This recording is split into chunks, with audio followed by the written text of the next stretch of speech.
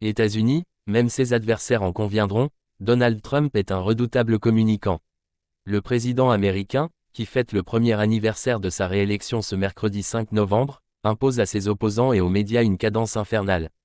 Suivre l'actualité est à une hyène est devenu un sport de combat, alors que les outrances, les mensonges et les annonces polémiques de la Maison-Blanche s'enchaînent à un rythme effréné.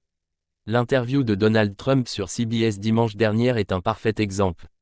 Entre un tacle envers la chaîne qui l'accueillait et une provocation sur la police anti-immigration qui n'irait pas assez loin, le président américain a menacé de priver New York de la plupart de ses fonds fédéraux si Zoran Mamdani était élu maire. Je suis beaucoup plus beau que lui, non, a même digressé le républicain. Donald Trump est loin d'avoir tenu ses engagements sur cette promesse de campagne phare. Ces déclarations peuvent sembler erratiques, mais elles s'insèrent dans une stratégie pensée par le conseiller populiste Steve Bannon, inonder la zone de merde. L'objectif est de saturer l'attention des médias, et à travers eux des citoyens, en les noyant dans une débauche de sujets tous azimuts, expose au HuffPost Laurie Kenneton, maître de conférence à l'université de Versailles Saint-Quentin-en-Yvelines. Des propos viraux parce qu'ils suscitent colère et indignation. C'est le contrôle par le chaos. Vous n'avez pas le temps d'analyser, de réfléchir, de prendre de la distance, abonde Jérôme Viala-Godefroy, docteur en civilisation américaine et auteur du livre Les mots de Trump, Dalloz. Il le fait aussi lors de ses interviews où il peut lancer une énormité pour changer de sujet et éviter les questions qui le dérangent, notamment sur l'économie, décrypte-t-il auprès du HuffPost. Difficile pour les journalistes ou les opposants démocrates de savoir où donner de la tête. Le 20 octobre dernier, la presse internationale a dû couvrir en 24 heures les menaces de Donald Trump contre l'Ukraine et la Colombie, son envoi de l'armée à Portland, mais aussi une vidéo 100% IA partagée par le président américain et où il bombardait ses opposants, d'excréments. Les exemples d'énormité ne manquent pas depuis un an et ils sont souvent massivement relayés dans la presse. Non seulement car il est difficile d'ignorer les déclarations du président de la première puissance mondiale, mais aussi pour des raisons financières. L'économie des médias numériques dépend beaucoup du clic, de la viralité et donc de la psychologie des lecteurs, analyse Laurie Kenneton. Or les contenus générant de l'indignation ou de la colère sont les plus viraux, et le locataire de la Maison-Blanche l'a bien compris. Les élucubrations de Donald Trump trouvent en effet leur public sur les réseaux sociaux. La vidéo du bombardement d'excréments citée plus haut compte pas moins de 20 millions de vues sur le réseau social X, contrôlé par le milliardaire conservateur Elon Musk.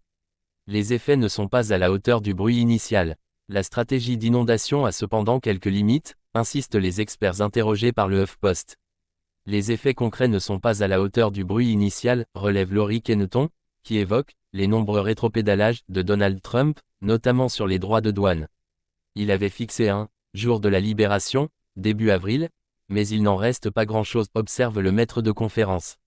Même son de cloche du côté de Jérôme Viala-Godefroy, pour qui la stratégie d'inonder la zone est une fuite en avant perpétuelle.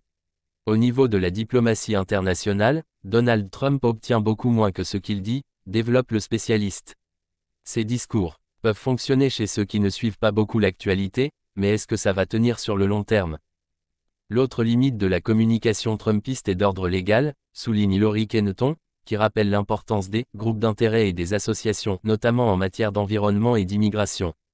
Passé la sidération, face aux annonces chocs, la société civile se tourne vers la justice qui peut retoquer les décisions qui franchissent les limites du droit. Mais les rétropédalages, volontaires ou contraints, de la Maison-Blanche sont toujours moins médiatisés, moins viraux que le coup d'éclat initial, concède Laurie Kenneton. Là aussi, les biais cognitifs sont en cause puisqu'un recadrage juridique, rationnel, et beaucoup plus froid, retient moins l'attention des foules qu'une annonce outrancière. Un danger pour la démocratie américaine. Fréquemment sollicitée, la justice a multiplié les recadrages depuis janvier. Ce jeu de Donald Trump avec la légalité interpelle les spécialistes, qui pointent le fait que la stratégie de l'inondation s'attaque aussi à l'état de droit américain.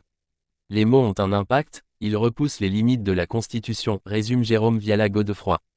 Celui-ci voit dans les annonces polémiques de Donald Trump des « ballons d'essai » pour tester la ligne rouge.